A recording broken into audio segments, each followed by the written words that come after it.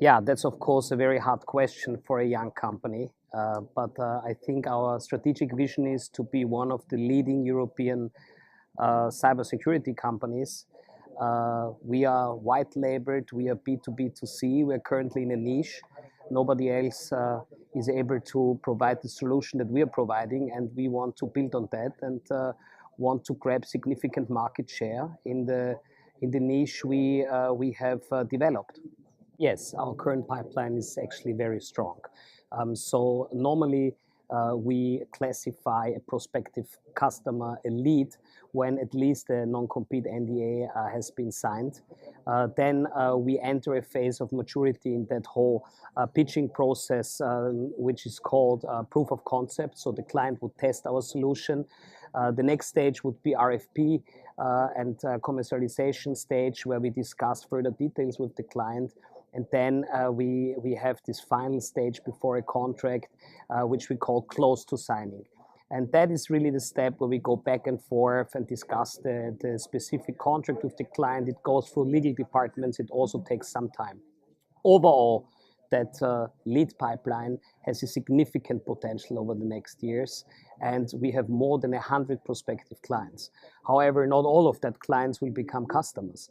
Of these prospective clients will become real clients, and we're working hard every day to make Cyan as many as possible, and of course to then after signing the contract also work very hard to implement the solution and get a paid bill, and that is the most important for us and of course for our investors. Well, out of that pipeline that I alluded to before, which is quite considerable, we have to sign a couple of small and medium-sized potential clients next year to achieve our guidance of 35 million euros for full year 2019. Thank you very much. Yeah, that was a lot better than 2 questions, Yeah. I think. Yes, better than before. Before it was so. Actually, it's a very big opportunity. There is 3,600 MVNOs worldwide, and our solution actually is a no-brainer for an MVNO. The MVNO has no OPEX, has no CAPEX, and we help to save up to 20% cost in their main purchasing cost, which is buying data volume. So actually, we think that opportunity is pretty significant for us. Well, as I just stated in the question before, we have significant potential, and we work hard every day to sign as many as clients as possible, and even more important, to turn an underwritten contract into a paid bill. And that is where our focus is currently. Well, of course, the most important challenge for us is that we are targeting very large customers, very large clients. Don't forget, we are a B2B2C business model, and these clients take lots of time to get to sign a contract.